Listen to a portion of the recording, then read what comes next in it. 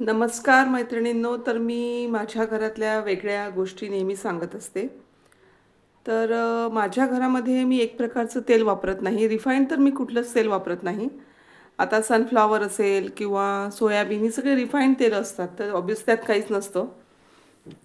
आता असेलही तर ते म्हणजे माहिती नाही, पण मी वापरत नाही.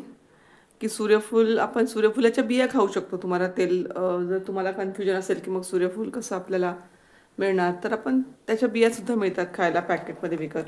तर आता माझ्या घरी बघा तुम्ही, हे आहे म्हणजे हे घाणीमधून, लाकडी घाणीमधून काढलेलं तेल आहे मोस्टली.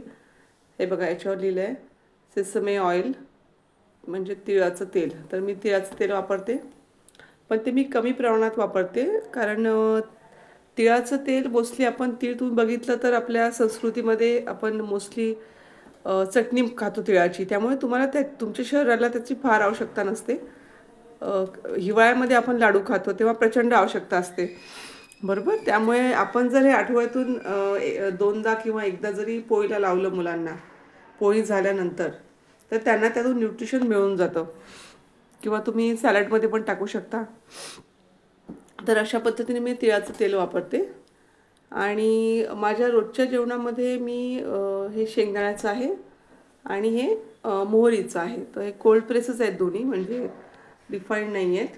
हे रोजच्या जेवणामध्ये वापरते मी दोन्ही तेलं. तर जसं जवस पण ॲक्च्युली वापरायला पाहिजे, पण आता जवस काही मला इथे कुठे मिळत नाही आहे. त्यामुळे मी लहानपणी आम्ही जवस, करडई अशी ही कोल्ड प्रेसच तेलं आम्ही खाल्लेली आहेत. जवसाचं तेल पण खूप जास्त आरोग्याला चांगलं असतं. त्याच्यामध्ये ओमेगा 3 असतं. तर हे अशा वेगवेगळ्या प्रकारची तेलं मी वापरते, कारण कुटुंब आरोग्य राहण्यासाठी, निरोगी राहण्यासाठी. आणि तुम्हीही वापरा. असं एकच एक तेल घेऊन काही उपयोग नसतो. आणि हे तेल फार कमी टाकलं तरी चालतं, कारण त्यात तेवढं न्यूट्रिशन असतं. आणि दुसरं म्हणजे अजून आपण साजूक तूप वापरतो. असं 3-4 प्रकारचं आपल्या पोटामध्ये गेलेलं पाहिजे. आता मुलांच्या पोळीला मी आठवड्यातून 3 दिवस तरी तूप लावते.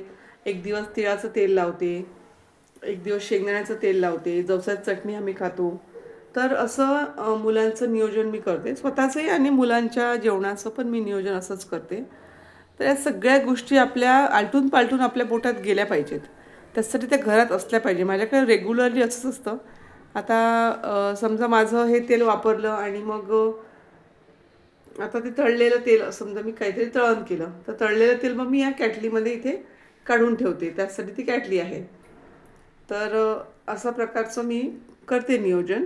आणि ही वेगवेगळ्या प्रकारची तेलं जर तुम्ही वापरली, तर तुम्हाला जे न्यूट्रिशन हवं असतं ते तुम्हाला त्यातून मिळून जातं. म्हणजे वेगळं काही तुम्हाला फार करायची गरज पडत नाही. जसं चटणीमधून जे आपल्याला ऑइल लागतं ते मिळून जातं.